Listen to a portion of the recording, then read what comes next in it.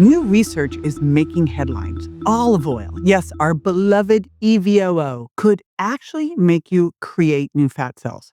Not just bigger fat cells, but more fat cells. So does that mean that you should toss your extra virgin olive oil and ditch the Mediterranean diet? Well, not so fast. I'm going to break down what the study really found, what this means for your health, and how to use olive oil in the smart way. And spoiler alert, while hyperplasia may sound like a bad thing, just wait till the end.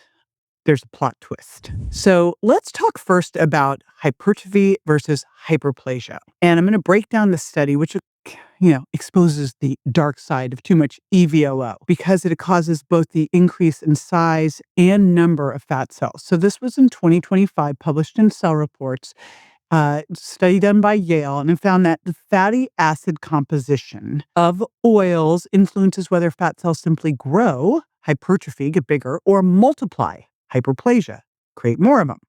Oleic acid was the only fatty acid tested that could drive new fat cell creation at physiological levels. The study found that this occurred when diets were designed with about a 45% total caloric load from fat, with oleic acid as the main fat source. And the reason they did it this way is they were going to reproduce the high-fat, high-oleic load diet that you see in the ultra-processed Western diet, not, of course, the Mediterranean diet. So we're not talking a drizzle of authentic EVOO on a salad. This study was modeling the kind of fat you'd get from a Western diet that's like 70% processed foods with a load of different OA-rich seed oils stacked together. So what they did was they conducted an unbiased dietary screen in mice, and they tested multiple fats: coconut oil, peanut oil, lard, soybean oil.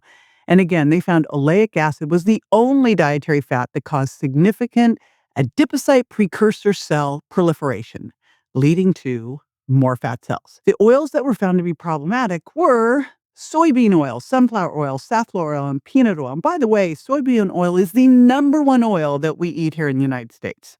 They cited olive oil in the study as it has OA in it, but it really was these other oils that were used to mimic that 45% of fat in the standard American diet due to the high intake, again, of ultra-processed foods.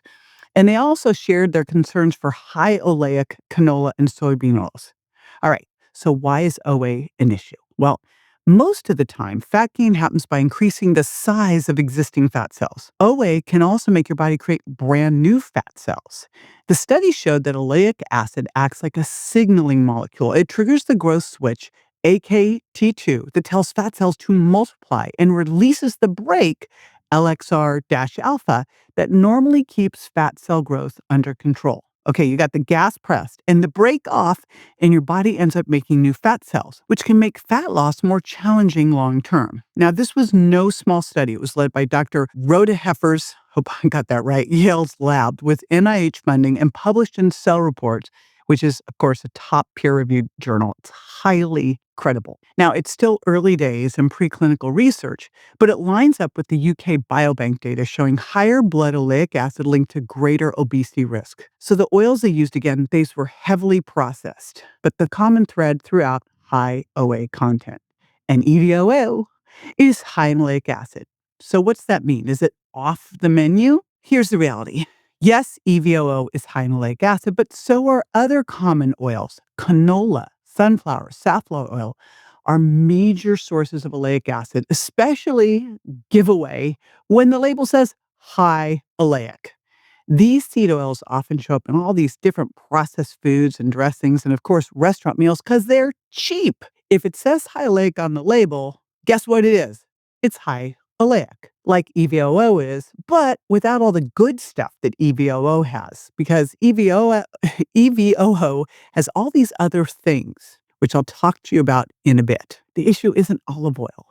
It's piling multiple OA-rich, ultra-processed oils on top of each other with a bunch of starchy processed carbs. We were meant to eat a variety of clean, minimally processed fats to achieve a balance of mono, polyunsat, and 3,6,9s. Driving any one of these too high can lead to problems, but especially with these OAs. Oleic acid excess is mainly a problem, though, in caloric surplus and a sedentary lifestyle. So overeat, don't move, you got a problem. I mean, on my last trip to Italy, I felt like I was kind of drinking EVOO. I was pouring so much on my rocket salad and dredging my bread through it. And I wasn't worried. Why? Because I was walking my butt off everywhere and I was not in a caloric surplus. The Mediterranean diet includes EVOO somewhere like 2 to 4 tablespoons a day in moderation. And of course, the Mediterranean diet isn't just about olive oil. It has whole unprocessed foods that are rich in fiber, polyphenols, omega-3s, and a whole bunch of plant diversity.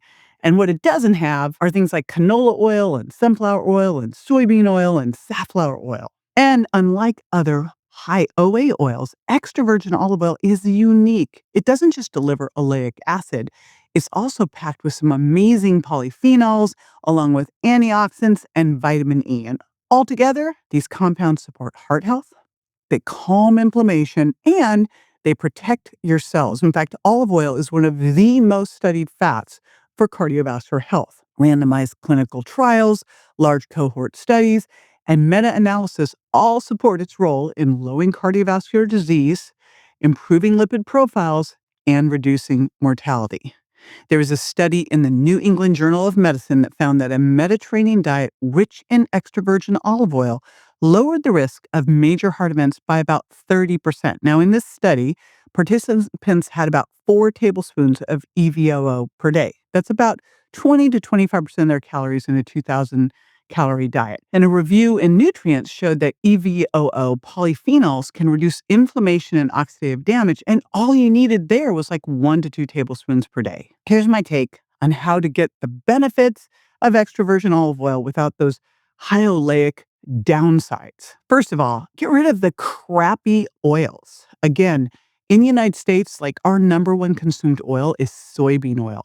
And so we've got canola, sunflower, safflower, um, soybean, grapeseed, rice bran. So lose those, and especially the ones that are industrial processed, right? Instead, swap them out for really high quality extra virgin olive oil. Now, here's a big cautionary tale. There's a lot of posers out there. Ask the restaurant, oh, is this olive oil? They go, oh, it's a blend. A blend means we cut your fabulous extra virgin olive oil with some cheap canola oil, and it's mainly canola, and that is what you don't want to do. You also don't want to just only do extra virgin olive oil. You want a mix of healthy fats. You want to be getting some omega-3s from wild salmon. You want to get some medium chain triglycerides from coconut. You want to get some monounsaturated from avocado. So get a whole bunch of different types because your body needs the balance. And especially whenever you can, go food first. Again, nuts, seeds, grass-fed beef, wild fish, right? And then the saturated that you go for, I go for ghee, I go for coconut, grass-fed butter. By the way, none of those triggered fat cell hyperplasia in the Cell Report study. My favorite monounsaturated are avocado and olive, and then the polyunsats 3s and 6. These are things that we have to have. These are essential fatty acids. My favorite omega-3s, of course, wild fish, salmon. I wish I loved sardines. If you do, A+ for you. You're going to get some in grass-fed beef, a little bit in your flax, your hemp, your chia. Those are good too. And then omega-6, those are things like nuts and seeds. And again, we're going to make sure we balance there because in the Western diet where we tend to go high oleic acid process, we get a little overload of that. And then, of course, a shout out to the medium chain triglycerides that are in coconut oil and your MCT oils because these are an easy fat to burn that are great for your brain. So olive oil. Yeah, if you're doing too much of it and you're eating too much food and you're sitting on your butt and you're eating processed foods, it can be problematic. We got to do it in balance. But I'm not worried about that if you're eating it in a moderate amount and you're eating high quality, consuming high quality olive oil. I personally, for the last, I think 10 years, I've been getting my olive oil from this company called Fresh Pressed Olive Oil Club. And there's this guy, TJ, he's known as the olive oil hunter. And he literally goes around the world getting the best sourced small farm olive oil. And it's fabulous. I like to put it in a spritzer where I can spray my vegetables to roast up my vegetables. It's incredible. And I use it to make my dressings. By the way, this study does not invalidate the Mediterranean diet at all. Keep all those plants, keep the fish, keep the fiber, get rid of the seed oils, especially the industrialized one. Use the extra virgin olive oil, especially the high quality stuff like that stuff I just talked to you about from Fresh Pressed Olive Oil Club, right? And of course, prioritize metabolic health by doing your resistance training, by moving a bunch, by eating protein first, getting good sleep, all the important things. Olive oil is not the villain here, right? So, super important. Now, I told you I had a spoiler alert, and I do want to share that because this sounds like it's really bad to have more fat cells. And at first blush, you would go, oh my gosh, I don't want to build more fat cells, but I'm going to throw a curveball at you to consider. And I'm going to do a shout out to Dr. Ben Bickman, who is an amazing scientist out in Utah who studies insulin and mitochondria. And here's the thing, the actual danger isn't having more fat cells. When you look at people's metabolic health, it's not problematic when you have more fat cells. It's problematic when your fat cells get too full. That's actually the issue. One of the issues with visceral adipose tissue, and if you've been listening to anything on my channel, you know I'm always railing on visceral adipose tissue and telling you I want you to do a really good waist measurement weekly, a waist to hip and a waist to height, because that's how we can monitor that you're losing that visceral adipose tissue. That's that fat around your organs. The reason that fat's problematic is because it's in a very small contained space.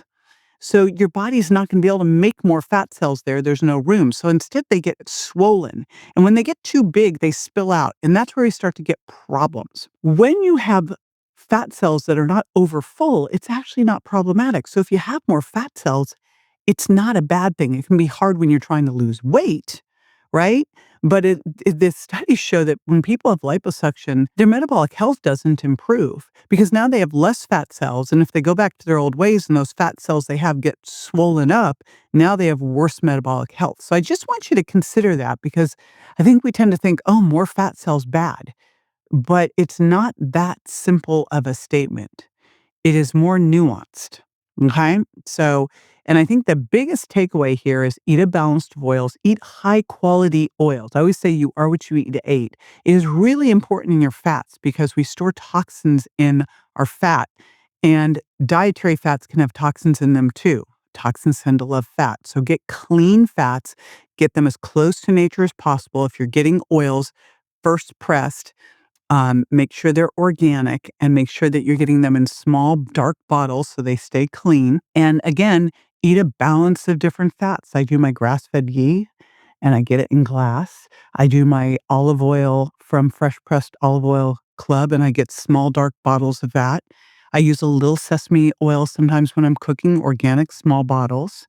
I might use a little bit of avocado oil. Usually I'll do Primal Kitchen's dressings if I'm not making my own, but generally I make my own. And I might use a little coconut oil or MCT oil. And it's that simple. Doesn't have to be complicated.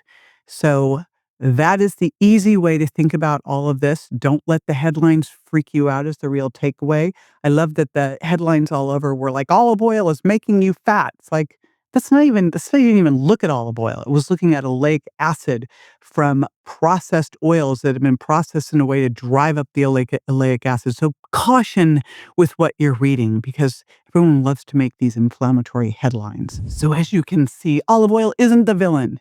It's still one of the healthiest fats you can have. And again, the problem is too much oleic acid from all these other sources and then eating too much food and not moving enough. So we're going to eat high quality extra virgin olive oil. We're going to have other healthy fats from different sources like nuts, seeds, avocados, wild fish, and then keep moving. That way you're going to get all the benefits of all of these healthy fats without creating extra fat cells that you don't want. And if you want more info on this, check out this podcast episode on the truth about seed oils and learn if they're really sabotaging your health.